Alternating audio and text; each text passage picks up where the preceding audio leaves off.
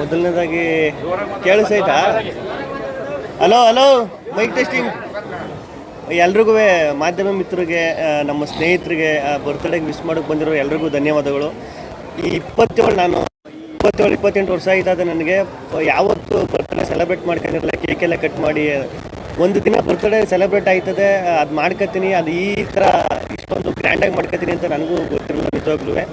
ಆ ಎರಡು ಬರ್ತ್ಡೇ ಒಂದು ಖುಷಿ ಆದರೆ, ಇನ್ನೊಂದು ನಮ್ಮ ಪಳಾರ್ ಅಂತ ಸಿನಿಮಾ ಅನೌನ್ಸ್ಮೆಂಟು, ಅದ್ರ ಮುಹೂರ್ತ, ಅದು ಇನ್ನೂ ತುಂಬ ಖುಷಿ ತಂದು ಕೊಟ್ಟಂಥ ವಿಚಾರ. ಇನ್ನೊಂದು, ಇದೇ ದೇವಸ್ಥಾನದಲ್ಲಿ ಯಾಕೆ ಮಾಡಬೇಕು, ಯಾಕೆ ಇದೇ ದೇವಸ್ಥಾನದಲ್ಲಿ ಮಾಡಬೇಕು ಅಂದ್ಕೊಂಡು ಅಂದರೆ, ನಾನು ಮುಂಚೆ ಇದೇ ಏರಿಯಾದಲ್ಲಿ ಇದ್ದಿದ್ದು.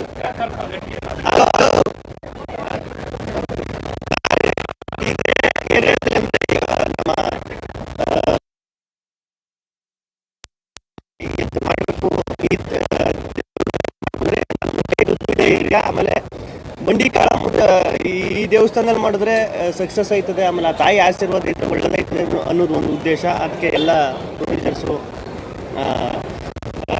ಎಲ್ಲ ಸೇರಿ ಈ ಥರ ಪ್ಲ್ಯಾನ್ ಮಾಡ್ಕೊಂಡು ಯಾರು ಬರ್ತ್ಡೇ ವಿಶ್ ಮಾಡ್ತೀರಾ ಅನ್ಕೊಂಡೆ, ಯಾರು ಮಾಡಿಲ್ಲ. Thank you madam. ಹೇಳ್ಬಿಟ್ಟೆ ಮಾಡಿಸ್ಕೋಬೇಕು. ಮಾತಾಡಿ ಸರ್. ಮೊದಲನೇದಾಗಿ ಹ್ಯಾಪಿ ಬರ್ಡೇ ಸರ್. ಇದು ಡೈರೆಕ್ಟ್ರು ಹೇಳಿಕೆ ಹ್ಯಾಪಿ ಬರ್ತ್ಡೇ ಅಂತ ವಿಶ್ ಮಾಡ್ಬಿಟ್ಟು ಡಿಲೀಟ್ ಮಾಡ್ಬಿಟ್ಟು, ಯಾಕೆ ಅಂತ ಗೊತ್ತಿಲ್ಲ, ಯಾಕೆ ಸ್ಪೆಲ್ಲಿಂಗ್ ಮಿಸ್ಟೇಕ್ ಆಗಿದೆ. ಸೊ ಅಯ್ಯೋ, ನಾವು ಕಮ್ಮಿ ವಯಸ್ಸು ಮಾತಾಡೋದು. ಇನ್ನೊಂದಾಗಿ ಈಗ ಇವತ್ತು ಪ್ರಾರಂಭ ಮಾಡಿದ್ದೀವಿ ಅಂತ ಅಂತ ಟೈಟ್ಲು ತುಂಬ ಖುಷಿ ಆಗ್ತಿದೆ. ಗಿಲ್ಲಿ ನಟ ಅವ್ರನ್ನ ನನ್ನ ಏನು ಕಾಮಿಡಿ ಸ್ಟ್ರೆಂತ್ ಇದೆ, ಹ್ಯೂಮರು, ಅದಕ್ಕೆ ಪೂರಕವಾಗಿ ಸುಮಾರು 4-5 ತಿಂಗಳು, ಇನ್ನು 4-5 ತಿಂಗಳು ಕೂತ್ಕೊಂಡು ಜೊತೆ ಮಾಡಿದ್ವಿ. ಸ್ಕ್ರಿಪ್ಟ್ ವರ್ಕೆಲ್ಲ ಕಂಪ್ಲೀಟ್ ಆಗಿದೆ. ಸೊ ಇವತ್ತು ಪೂಜೆ ಮಾಡಿ ಸ್ಟಾರ್ಟ್ ಮಾಡ್ತಾ ಇದ್ದೀವಿ. ಮುಂದಿನ ದಿನಗಳು ಎಲ್ಲ ಡೀಟೇಲ್ಸ್ ನಿಮ್ಗೆ ತಿಳಿಸ್ತೀವಿ. Thank you. ಹೌದು, ಪಡ ಅಂದರೆ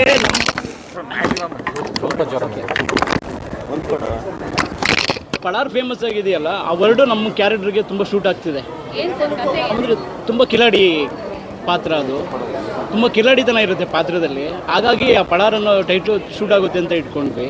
ನಿಮಗೆ ಅಂದರೆ ಮುಂಚೆ ಅಂದರೆ ಈಗ ಬಿಗ್ ಬಾಸ್ ಇಂದ ಹೊರಗೆ ಬಂದ ತಕ್ಷಣ ಸುಮಾರು ಆಫರ್ಗಳು ಬಂದಿತ್ತು, ಬಟ್ ಪರ್ಟಿಕ್ಯುಲರ್ ಆಗಿ ಈ ಸಿನಿಮಾನೇ ಯಾಕೆ ಓಕೆ ಮಾಡಿದ್ರೆ ಹೇಗೆ? ಅದೇ ಈಗ ನಾನು ಈಗ ಇಂಡಸ್ಟ್ರಿಲಿ ಸ್ವಲ್ಪ ಈ ಆರ್ಟ್ ಡಿಪಾರ್ಟ್ಮೆಂಟಲ್ಲಿ ಅಸಿಸ್ಟೆಂಟ್ ಡೈರೆಕ್ಟರ್ಗೆಲ್ಲ ಮಾಡಿರೋದ್ರಿಂದ ರೈಟ್ ಅಂದರೆ ಎಲ್ಲ ಬರ್ತೇವೆ, ಅದರಲ್ಲಿ ಒಳ್ಳೆ ಆಯ್ಕೆ ಅನ್ನೋದೊಂದು ಬೇಕಾಗಿತ್ತು ಅಣ್ಣ. ಆಮೇಲೆ ನಮ್ಮ ಇದಕ್ಕೆಲ್ಲ ಕಾರಣ ಸುಪ್ರೀತ್ ಸರ್. ಕೇಳಿಸ್ತಾ ಇಲ್ವಣ್ಣ? ಹಾಂ, ಸಾರಿ, ಇಲ್ಲಿ ನೋಡ್ಕೊಂಡು ಮಾತಾಡ್ಬೇಕಲ್ಲ.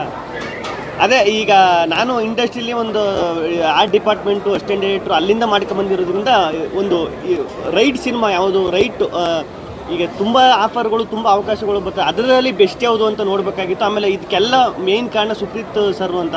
ಸುಪ್ರೀತ್ ಸರ್ ನಿಮಗೆಲ್ಲ ಗೊತ್ತಿರ್ತದೆ, ಅವರು ಮುಂಚೆಯಿಂದನೂ ಪರಿಚಯ, ಮುಂಚೆಯಿಂದನೂ ಅದು ಮಾತುಕತೆ ನಡೀತದೆ ಇತ್ತು. ಬಿಗ್ ಬಾಸಿಂದ ಬಂದ ಮೇಲೆ ಅದು ಫೈನಲ್ ಆಗಿ ಈ ಥರ ಒಂದು ಮಾಡುವ ಅಂತ ಚಂದ್ರಮೋಹನ್ ಸರ್, ಆಮೇಲೆ ಮುಂಚೆಯಿಂದನೂ ಇವ್ರು ಸಿನಿಮಾ ಬಾಂಬೆ ಮಿಠಾಯಿ ಅಂತ ಸಿನಿಮಾ ಡೈರೆಕ್ಷನ್ ಮಾಡಿದ್ರಲ್ಲ, ನಾನು ಕಾಲೇಜಲ್ಲಿ ಇದ್ದಾಗ ನೋಡಿದ್ದೆ, ಅದು ಫಸ್ಟ್ ಇಯರ್ಲಿದ್ದೆ ಆ ಸಿನಿಮಾ. ಅದು ಇವ್ರು ಮೀಟ್ ಮಾಡಿದಾಗ ಫಸ್ಟ್ ಅದೇ ಹೇಳಿದೆ, ಸರ್ ತುಂಬ ಇಷ್ಟ ಸರ್ ಆ ಸಿನಿಮಾ, ಕಾಲೇಜಲ್ಲಿ ಇದ್ದಾಗ ನೋಡಿದೆ ಅಂತ. ಅದೇ ಈಗ ನಾನು ಏನೇ ಆದ್ರೂ ಈ ಆರ್ಟಿಸ್ಟು ಅಂತ ಬಂದಾಗ, ಸಿನಿಮಾ ಅಂತ ಬಂದಾಗ, ಈಗ ನಾನು ಏನೇ ರಿಯಾಲಿಟಿ ಶೋ ಮಾಡಿದ್ರು, ಏನೇ ಮಾಡಿದ್ರು ಸಿನಿಮಾ ಅಂತ ಬಂದಾಗ ನನಗೆ ಅಷ್ಟೇ ಹೊಸ ಹೆಜ್ಜೆನೇ ಇದು. ಹಂಗಾಗಿ ಈಗ ನಾನು ಈಗ ಡೈರೆಕ್ಟ್ರು, ಪ್ರೊಡ್ಯೂಸರು ಎಲ್ಲ ಹೊಸಬ್ರೇ ಆಗ್ಬಿಟ್ರೆ ಅದೊಂದು ಭಯ ಇರ್ತದೆ ಎಲ್ಲ.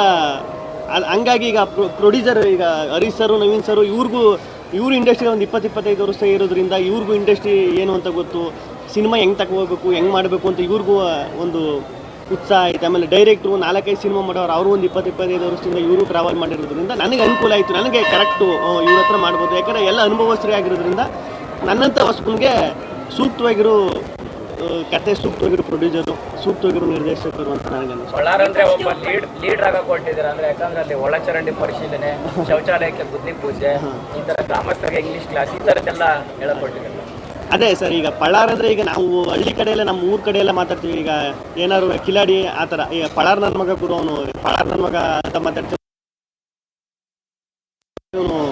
ಈ ಏಡ್ರ ಮಧ್ಯೆ ಇರ್ತದೆ ನೋಡಿ, ಕಳ್ಳ ನನ್ನ ಮಗ, ಕಿಲಾಡಿ ನನ್ನ ಮಗ, ಈ ಥರ ಇರ್ತದೆ. ಅದು ಯಾವಾಗಲೂ ನಾ ಬೇರೆ ಬೇರೆ ಏನೇನೋ ಟೈಟ್ಲೆಲ್ಲ ಯೋಚನೆ ಮಾಡ್ತಾನೆ ಇದ್ದೋ. ನನಗೆ ಅವರು ಪಾಪ ಒಬ್ಬರು ಫೋಟೋ ಫ್ರೇಮ್ ಕೊಟ್ಟಿದ್ರು, ಅವ್ರು ಯಾರು ಅಂತ ನನಗೆ ಸರಿಯಾಗಿ ನೆನಪೈತಿಲ್ಲ, ಅವ್ರಿಗೆ ಥ್ಯಾಂಕ್ಸ್ ಹೇಳ್ತೀನಿ. ಅದು ಫೋಟೋ ಫ್ರೇಮಲ್ಲಿ ಪಳಾರ್ ಅಂತ ಅವರು ಡ್ರಾಯಿಂಗ್ ಎಲ್ಲ ಬಿಡಿಸ್ಬಿಟ್ಟು ಪಳಾರ್ ಅಂತ ಗಿಲ್ಲಿ ಅಂತ ಅಲ್ಲಿ ಬರೆದಿದ್ರು. ಅದು ವಾಲಲ್ಲಿ ಇಕ್ಕೊಂಡಿದ್ದೀವಿ ನಮ್ಮ ಆಫೀಸಲ್ಲಿ.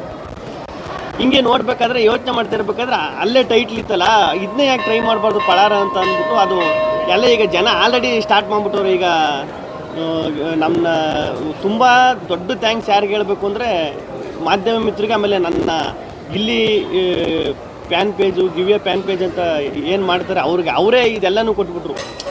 ಟೈಟ್ಲು, ಲುಕ್ ಹೆಂಗಿರಬೇಕು, ಕತೆ, ಅದು ಎಕ್ಸ್ಪೆಕ್ಟೇಷನ್ ತಕ್ಕಂತಲೇ ಐತೆ. ಆಮೇಲೆ ನಾನು ಹೀರೋ ಅಂದ್ಬಿಟ್ಟು ಏನು ಫುಲ್ಲು ಈ ಮಾಸು ಆ ಥರನೂ ಅಲ್ಲ. ನನ್ನ ಕ್ಯಾರೆಕ್ಟ್ರಿಗೆ ಈಗ ನಾನು ಹೆಂಗಿರ್ತೀನಿ, ನನಗೆ ಸೂಕ್ತವಾಗಿ ಇದು ಮಾಡ್ಬೋದು ಅಂತ ಅನಿಸುತ್ತು. ಆಮೇಲೆ ನನಗೇನು ಬೇಕು, ನಾನು ಏನು ಮಾಡಿದ್ರೆ ಇಷ್ಟು ದಿನ ಜನ ನೋಡ್ಕೊಬಂದವ್ರೆ, ನಾನು ಏನು ಮಾಡಿದ್ರೆ ಅದನ್ನು ತಗೋತಾನೆ ಅಂತ ಡೈರೆಕ್ಟು ತುಂಬ ಚೆನ್ನಾಗಿ ಗೊತ್ತಾಯಿತು. ಅದು ಹೇಳ್ದಾಗಲೇ ಅದು ಕನೆಕ್ಟ್ ಮಾಡ್ಕೊಬಿಟ್ಟೆ, ನಾನು ಮಾಡ್ಬೋದು, ಇದು ನನಗೆ ಸೂಕ್ತವಾಗೈತೆ. ಇದು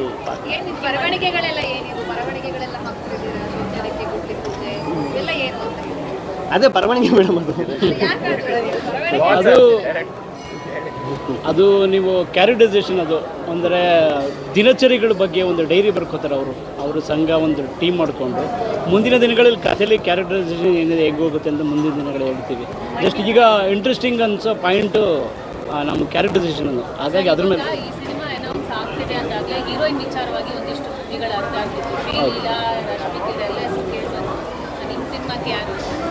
ಈಗ ಮುಂದಿನ ದಿನಗಳಲ್ಲಿ ಹೇಳ್ತೀವಿ. ಈಗ ಫೈನಲ್ ಹೇಳಿ ಸರ್, ನನಗೇನು ಗೊತ್ತು ಯಾರು ಅಂತ. ಅದು ಬೈ ಮಿಸ್ ಆಗಿ ಇದಾಗಿರೋದು ಮೇಡಮ್. ಫೋಟೋ ಇತ್ತಲ್ಲ, ಯಾರು ಡಿಲೀಟ್ ಮಾಡಿದ್ವಿ, ಅದನ್ನು ಡಿಲೀಟ್ ಮಾಡ್ಬಿಟ್ವಿ. ಇಲ್ಲಿ ನಿಮಗೆ ಯಾರು ಹೀರೋಯಿನ್ ಆಗ್ಬೇಕಂತ ಇಷ್ಟ ಇದೆ? ಇಲ್ಲ ಸರ್, ಡೈರೆಕ್ಟ್ರು ಯಾರು ಪಾತ್ರಕ್ಕೆ ಯಾರು ಮಾಡ್ತಾರೋ, ನನಗೆ ಯಾರಾಗಬೇಕು ಅಂತ ಹೇಳಿದ್ರೆ ನಾನು ಹೇಳ್ದವ್ರೆಲ್ಲ ಮಾಡಿ ಕರೆದ, ಇವರು ಪ್ರೊಡ್ಯೂಸರ್ ಕರ್ಕೊಂಬರು ಕರೆದವ್ರ.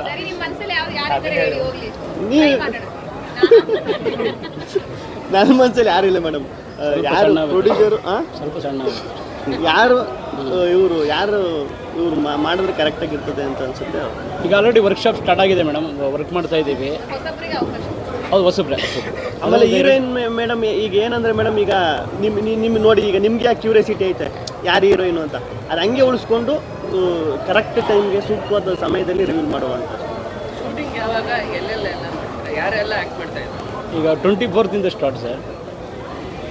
ಜೊತೆಗೆ ನಮ್ಮ ಶೋಭರಾಜ್ ಸರ್ ಇದ್ದಾರೆ, ಆಮೇಲೆ ಪುಷ್ಪರಾಜ್ ಅಂತ ಭಾವ ಬಂದರು ಪಾತ್ರ ಮಾಡಿದಾರಲ್ಲ ಅವರು, ಸೂಪ್ರಂಸು ಪುಷ್ಪರಾಜ್ ಅಂತ. ಸೊ ಈ ಥರ ನಡೀತಾ ಇದೆ. ಮುಂದಿನ ದಿನಗಳಲ್ಲಿ ಇನ್ನೂ ತಿಳಿಸ್ತೀವಿ ಸರ್, ಇನ್ನೂ ಇಂಟ್ರೆಸ್ಟಿಂಗ್ ಕ್ಯಾರೆಕ್ಟರ್ಗಳೆಲ್ಲ ಇದೆ.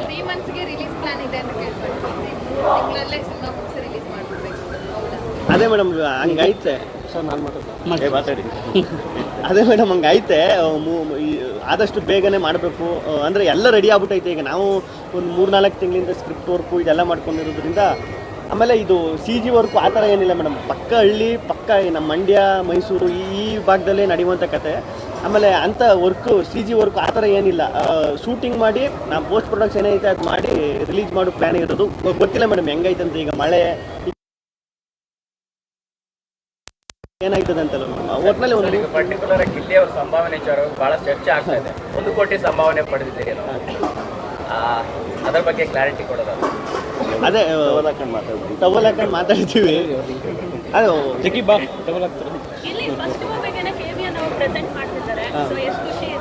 ಅದೇ ತುಂಬ ಖುಷಿ ಮೇಡಮ್, ನಿಜವಾಗ್ಲೂ ಅದು ಒಂದು ದೊಡ್ಡ ಸ್ಟ್ರೆಂತ್ ಅಂತ ಹೇಳ್ಬೋದು. ಈಗ KVN ಸಂಸ್ಥೆ ಎಲ್ರಿಗೂ ಗೊತ್ತು. ಈಗ ನಮ್ಮ ಇಂಡಿಯಾದಲ್ಲಿ KVN ಸಂಸ್ಥೆ ಅಂದರೆ ಈಗ ಗೊತ್ತಿಲ್ಲದೆ ಇರೋದು, ಎಲ್ಲ ಇದರಲ್ಲೂ ಸಿನಿಮಾ ಮಾಡಿರೋದ್ರಿಂದ ನನಗೆ ದೊಡ್ಡ ಪ್ಲಸ್ ಆಯ್ತು. ಅದು KVN ಸಂಸ್ಥೆಯವರು ಇಷ್ಟು ಸಪೋರ್ಟ್ ಮಾಡ್ತಾ ಇರೋದು. ವೆಂಕಟ್ ಸರ್ಗೆ ತುಂಬ ಥ್ಯಾಂಕ್ಸ್ ಹೇಳಿ.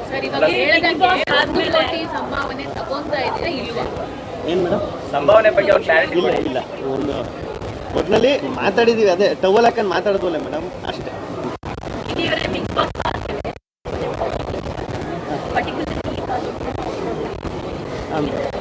ಅದೇ ಹೇಳಿದ ಕ್ಯಾಮ್ರಾಮನ್ ಸರ್ ಚಂದ್ರಶೇಖರ್ ಸರ್ ಅಂತ, ಮೋಸ್ಟ್ಲಿ ಮೊಕ್ಕಪರಿಚಯ ಇರಲ್ಲ, ಬಟ್ ಸೂಪ್ರಂಸ್ ಅಂತ ಸಿನಿಮಾ ಬಂತಲ್ಲ ಮೇಡಮ್, ತುಂಬ ಹಿಟ್ ಆಯ್ತಲ್ಲ ಆ ಕ್ಯಾಮ್ರಾಮನ್. ಆಮೇಲೆ ಇವ್ರಿಗೂ ನನಗೂ ನಂಟು ಹೆಂಗೆ ಅಂದರೆ, ಯುವರತ್ನ ಸಿನಿಮಾದಲ್ಲೂ ವರ್ಕ್ ಮಾಡೋರೆ ಸರ್.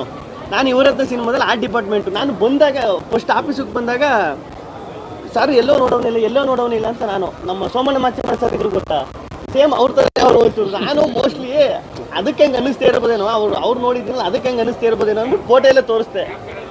ಆಮೇಲೆ ಹಿಂಗೆ ಮಾತಾಡ್ತಾ ಇರ್ಬೇಕಾದ್ರೆ ಸರ್ರು ಈ ಫ್ಲೋಲಿ ಹಿಂಗೆ ಮಾತಾಡ್ತಾ ಇರ್ಬೇಕಾದ್ರೆ ಹೇಳಿದ್ರೆ ಲೊಕೇಶನ್ ಎಲ್ಲ ಪ್ಲ್ಯಾನ್ ಮಾಡ್ತಾ ಇರ್ಬೇಕಾದ್ರೆ ಇಲ್ಲ ಸರ್ ಇವರತ್ನ ಸಿನಿಮಾ ಮಾಡ್ತಿದ್ದೆ ಸೆಟ್ ಕೆಲಸ ಮಾಡ್ತಿದ್ದೆ ನಾನು ಅಲ್ಲೊಂದು ಲೊಕೇಶನ್ ಐತೆ ನೋಡುವ ಅಂತ ಮಾತಾಡ್ಬೇಕಾದ್ರೆ ಇವರು ಸರ್ರು ನೀವು ಮಾಡಿದ್ದೀರಿ ಅದ್ರಲ್ಲಿ ವರ್ಕ್. ಹ್ಞೂ ಸರ್ ನಾನು ಆ ಡಿಪಾರ್ಟ್ಮೆಂಟಲ್ಲಿ ಕೆಲಸ ಮಾಡ್ತಿದ್ದೆ ಅಂದಾಗ ನಾನು ಅದ್ರಲ್ಲಿ ವರ್ಕ್ ಮಾಡಿದ್ದೆ. ಆಮೇಲೆ ಫೋಟೋ ಎಲ್ಲ ನೋಡಿದ್ಮೇಲೆ ಗೊತ್ತಾಯಿತು ನಾವಿಬ್ಬರು ನಮಗೆ ಗೊತ್ತಿಲ್ದಂಗೆ ಸಿನಿಮಾದಲ್ಲಿ ವರ್ಕ್ ಮಾಡಿದ್ದೀವಿ ಅಂತ. ಈಗ ಡೈರೆಕ್ಟರ್ ಏನು ಗೊತ್ತಾ, ಇವರಿಬ್ರು ಜೋಡಿ ಬಿಗ್ ಬಾಸ್ ಅಲ್ಲಿ ಕಾವ್ಯ ಮತ್ತು ಇವ್ರ ಜೋಡಿ ತುಂಬಾ ಹಿಟ್ ಆಯ್ತು. ಅವ್ರನ್ನೇ ಹೀರೋಯಿನ್ ಮಾಡ್ಕೊಬೋದಿತ್ತಲ್ವಾ ಅಂತ. ಅದೇ ಮೇಡಮ್ ಹೇಳಿ ಸರ್, ನೀವು ಹೇಳಿ. ಸಾಧ್ಯತೆ ಇದೆಯಾ ಸರ್? ಅದೇ ಫೋಟೋ ಶೂಟ್ ಆಗಿರೋದು ಸುದ್ದಿ ಇದೆ ಸರ್. ನೀವು ಕಾವ್ಯ ಮತ್ತೆ ಗಿಲ್ಲಿ ಜನ ಇಷ್ಟಪಟ್ಟಿದ್ದೆ ಈ ಜೋಡಿನ. ಇವಾಗ್ಲೂ ಕೂಡ ಅದು ಫ್ಯಾನ್ ಅದು ಕ್ವಶನ್ ಆಗೇ ಇರಲಿ ಮೇಡಮ್, ಮುಂದಿನ ದಿನಗಳಲ್ಲಿ ಆನ್ಸರ್ ಮಾಡ್ತೀನಿ. ಹಂಗಂದ್ರೆ ಹೀರೋಯಿನ್ ಕಾವ್ಯ ಅಂತಾನೆ ಆ ಥರ ಹೇಳೋಕ್ಕಾಗಲ್ಲ. ನೀವು ಅದನ್ನು ಏನು ಹೊರಗಡೆ ಎಲ್ಲೋ ತರಬೇಡಿ, ಬೇರೆ ಮುಂದಿನ ದಿನಗಳಲ್ಲಿ ತಿಳಿಸ್ತೀವಿ, ಒಂದು ವಾರದಲ್ಲೇ ತಿಳಿಸ್ತೀವಿ. ಅದರ ಅರ್ಥ ಕಾವ್ಯ ಅಂತಾನೆ. ಅಯ್ಯೋ ಏನು ಇಲ್ಲ ಮೇಡಮ್, ಇಲ್ಲ ಇಲ್ಲ ಇಲ್ಲ, ಅದೇ ಅದು ಹಂಗೆ ಇರಲಿ ಅಂತ. ಕಾವ್ಯ ಮೇಡಮ್ ಅಂತೂ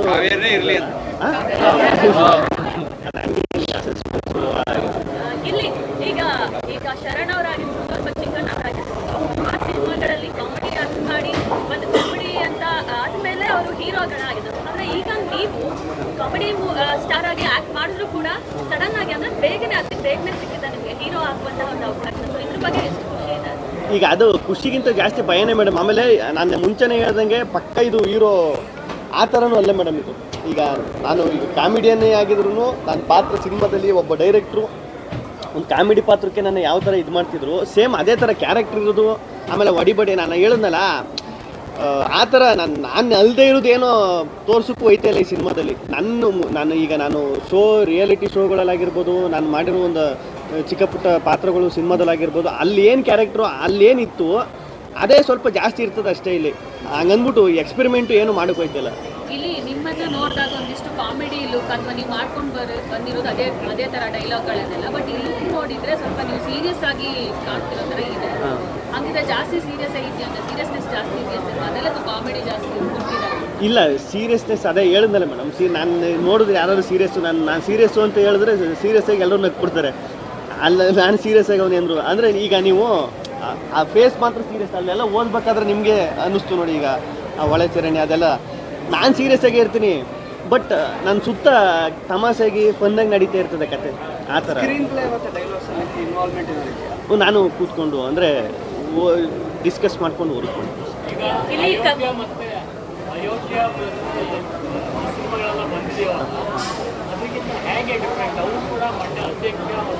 ಹಾಂ ಸರ್ ಹಾಂ ಸರ್ ಹಾಂ ಸರ್ ಹಾಂ ಸರ್ ಅದೇ ಈಗ ನಾನು ಮುಂಚೆನೇ ಹೇಳಿದ್ನಲ್ಲ ಸರ್, ವಿಭಿನ್ನ ಅನ್ನೋದಕ್ಕಿಂತ ಹೆಚ್ಚಾಗಿ ನಾನು ಈಗ ಡಿಸ್ಕಸ್ ಮಾಡಿ ಎಲ್ಲ ಮಾಡಿರೋದು. ಡೈರೆಕ್ಟ್ ಒಂದು 3 ವರ್ಷದಿಂದ ಈ ಕತೆ ಮಾಡಿಕೊಂಡು 3-4 ವರ್ಷ ಆಗಿದೆ ಡೈರೆಕ್ಟ್ರು ಮಾಡ್ಕೊಂಡು. ವಿಭಿನ್ನ ಅನ್ನೋದಕ್ಕಿಂತ ಅದೇ ಎಂಟರ್ಟೈನ್ಮೆಂಟು ಸರ್. ಈಗ ಎಲ್ಲ ಬರೋದು ಅದಕ್ಕೆ ಅಲ್ವಾ, ಎಂಟರ್ಟೈನ್ಮೆಂಟ್ ಪರ್ಪಸ್ಗೆ ಅಲ್ವಾ ಎಲ್ಲ ನೋಡೋದು. ಈಗ ರಿಯಾಲಿಟಿ ಶೋ ಆಗಿರ್ಬೋದು, ಸಿನಿಮಾ ಆಗಿರ್ಬೋದು, ಅದೇ ಥರ ಇರ್ತದೆ. ವಿಭಿನ್ನ ಅನ್ನೋದಕ್ಕಿಂತ ಒಂದು ಎಂಟರ್ಟೈನ್ಮೆಂಟ್ ಪರ್ಪಸ್ಸಲ್ಲಿ ಮಾಡ್ತೀವಿ. ಈಗ ಒಂದು ಇಲ್ಲ ಮೇಡಮ್, ಅದೇ ನಾನು ಮುಂಚೆನೇ ಹೇಳಿದ್ನಲ್ಲ ಮೇಡಮ್, ಬಳ ಅಂದರೆ ಟೈಟ್ಲ್ ಈಗ ರೀಸೆಂಟಾಗಿ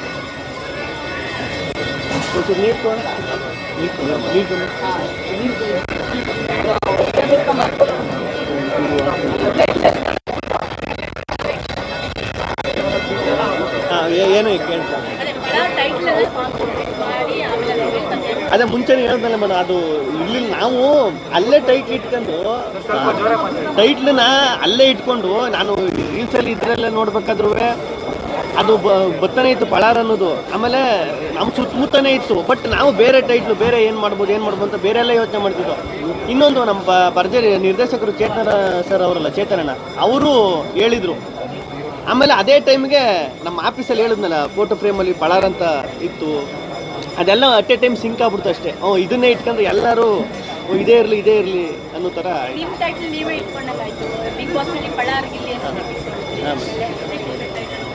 ಅದೇ ಮೇಡಮ್, ಈಗ ಜನನೂ ಆಸೆ ಪಡೋದು ಅದೆಲ್ಲ ಮೇಡಮ್. ಈಗ ನಾನು ಅಲ್ಲದೆ ಇರೋದು ಏನೋ ಎಕ್ಸ್ಪೆರಿಮೆಂಟ್ ಮಾಡ್ತೀನಿ. ಈಗ ಪಳಾರ್ ಅಂತ ಟೈಟ್ಲು ಬೇಗ ರೀಚ್ ಆಯ್ತದೆ ಅಂತಲೂ ಅನ್ನಿಸ್ತು. ಈಗ ನೀವು ಹೇಳಿದ್ರಲ್ಲ ಬಿಗ್ ಬಾಸಲ್ಲೂ ಅದೇ ಟೈಟ್ಲ್ ಇಟ್ಕೊಂಡಿದ್ರಲ್ಲ, ಅದು ಇನ್ನೂ ತುಂಬ ಚೆನ್ನಾಗಿ ರೀಚ್ ಆಗೋಕ್ಕೆ ಹೆಲ್ಪ್ ಆಯ್ತದೆ ಅಂತ.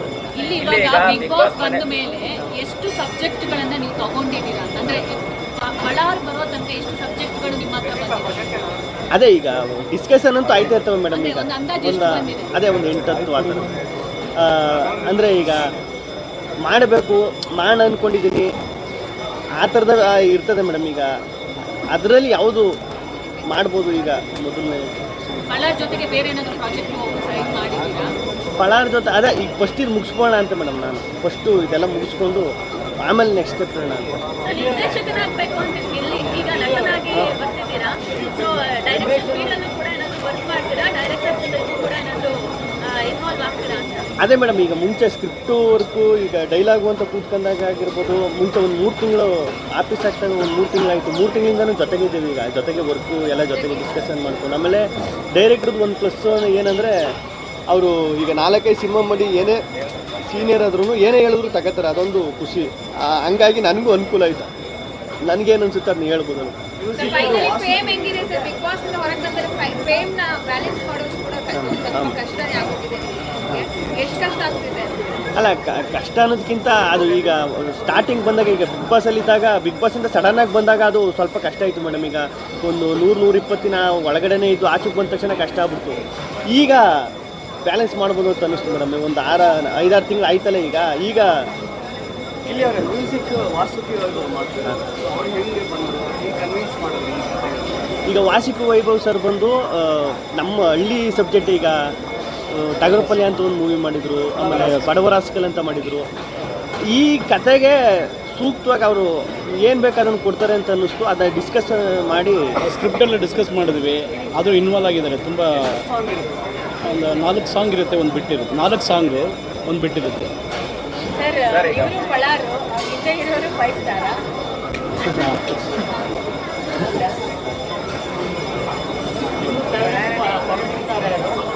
ನನಗೆ ಒಂದೊಂದು ಪೀರಿಯಡಲ್ಲಿ ಈಗ ನನಗೆ ಅವಾಗೆಲ್ಲ ನಾನು ಸ್ಕೂಲ್ಗೆಲ್ಲ ಹೋಗ್ಬೇಕಾದ್ರೆ ದೊಡ್ಡಣ್ಣ ಸರ್, ಸಾಧು ಸರ್ ಅಂದರೂ ತುಂಬ ಇಷ್ಟ. ಅವ್ರ ಕಾಂಬಿನೇಷನ್ ಅಂದರೆ ಸಖತ್ ಇಷ್ಟ ಆಗೋದು. ಸೂರ್ಯವಂಶ ಸಿನಿಮಾ ಅದರಲ್ಲೆಲ್ಲ. ಆಮೇಲೆ ಬತ್ತ ನನಗೆ ಚಿಕ್ಕಣ್ಣ ಸರ್ ತುಂಬ ಇಷ್ಟ ಆಗ್ಬಿಟ್ರು. ನಮ್ಮ ಹಳ್ಳಿ ಈಗ ನಾವು ಮಾತಾಡ್ದಂಗೆ ಆ ಟೋನ್ ಹಿಡಿದೈತಲ್ಲ, ಈಗ ನಮ್ಮ ಮಂಡ್ಯ ಮೈಸೂರು ಆ ಟೋನಲ್ಲಿ ಅಲ್ಲಿ ಸಖತ್ ಇಷ್ಟ ಆಗ್ಬಿಟ್ರು. ಕಿರಾತಕ, ರಾಜಹುಲಿ ಅದೆಲ್ಲ ನೋಡಿ. ನಮ್ಮ ಶರಣ ತುಂಬ ಇಷ್ಟ. ಫೈನಲಿ ರವಿಚಂದ್ರ ಸರ್ ಆಶೀರ್ವಾದ ಮಾಡಿದ್ರು. ಅದು ನಿಜವಾಗ್ಲೂ ನನ್ನ ಅದೃಷ್ಟ ಅಂತ ಹೇಳ್ಬೋದು ಮೇಡಮ್. ಈಗ ರವಿ ಸರ್ ಬಂದಿದ್ದು, ರವಿ ಸರು ಭರ್ಜರಿ ಬೆತ್ತರು ಅಂತ ಶೋ ಮಾಡಿದ್ರು. ಅದಕ್ಕೆ ರವಿ ಸರ್ ಇದ್ದಂಗೆ. ಆಮೇಲೆ ರವಿ ಸರ್ ಅಲ್ಲೂ ಹೇಳೋರು, ಈಗ ಶೋ ಮಾಡ್ತಾಯಿದ್ದೀರಿ ಸರಿ ಕಣೋ, ಇದು ಮಾಡ್ತಾನೆ ಇದ್ರು, ನೆಕ್ಸ್ಟ್ ಏನು ಅದನ್ನು ಮಾಡಿ, ನೆಕ್ಸ್ಟ್ ಏನು ಮಾಡಬೇಕು ಮಾಡಿ ಸಿನಿಮಾ ಮಾಡಿರಿ ಅಂತ ಎಲ್ರಿಗೂ ಹೇಳೋರು ಅಲ್ಲಿ. ಅದು ಎಲ್ಲೋ ಓ ಹೌದಲ್ವಾ ಅಂತ ಅಲ್ಲೂ ಅನಿಸೋದು. ಆಮೇಲೆ ರವಿ ಸರೇ ಏನಂತಂದ್ರೆ ಅವ್ರು ಒಂಥರ ಲಕ್ಕಿ ಹ್ಯಾಂಡು ರವಿ ಸರ್ದು. ಅವರು ಕೈಲಿ ಬಂದು ಆಮೇಲೆ ಅದು ಅಷ್ಟು ಟ್ರಾವೆಲ್ ಮಾಡೋದ್ರಿಂದ ರವಿ ಸರ್ ಒಂದು 40-45 ವರ್ಷ ಅವ್ರ ಆಶೀರ್ವಾದ ಇದ್ದರೆ ಇನ್ನೂ ಚೆನ್ನಾಗಿರ್ತದೆ ಅಂತ. ಡೈರೆಕ್ಷನ್ ಪ್ಲಾನ್ ಯಾವಾಗ? ಅದೇ ಇದು ಆದಮೇಲೆ ನೆಕ್ಸ್ಟು ಈಗ ಸದ್ಯಕ್ಕೆ ಇದೆ ಪಳಾರು ಏನೈತೆ ಸರ್ ನಮಸ್ತೆ. ಏನೇನು ಕೇಳಲಿಲ್ಲ ಅಂತ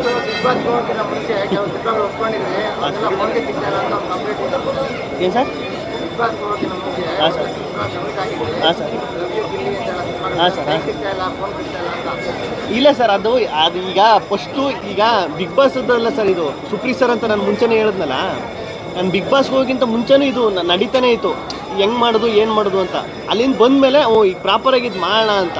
ಅದೇ ಈಗ ಫಸ್ಟು ಇದನ್ನು ಮುಗಿಸೋಣ, ಫಸ್ಟು ಒಂದೊಂದಾಗೆ ಹೋಗೋಣ. ಈ ಫಸ್ಟ್ ಇದನ್ನು ಮುಗಿಸೋಣ, ಏನೈತೆ ಇದನ್ನು ಮುಗಿಸೋಣ, ಅದೇ ನೆಕ್ಸ್ಟ್ ಏನು ಆಮೇಲೆ ಇದು ಮಾಡೋಣ. ಈಗ ಒಂದೇ ಸತಿ ಎಲ್ಲನೂ ಮಾಡೋದು. ಅದು ನನಗೂ ಈಗ ನಂದು ಹೆಂಗೆ ಅಂದರೆ, ಒಂದು ಸಿನಿಮಾ ಒಂದು ಕತೆ ಅಂತ ಕೂತ್ಕೊಂಡ್ರೆ ಅದಕ್ಕೆ ನಾನು ಇನ್ವಾಲ್ವ್ ಆಗಿ ನನ್ನಿಂದ ಏನು ಕೊಡ್ಬೋದು ಡೇ 1ಇಂದ ಅದನ್ನು ಮಾಡಿ ಮುಗಿಸೋಣ ಅನ್ನೋದು ಈಗ ನನ್ನ ಸಬ್ಜೆಕ್ಟ್. Thank you.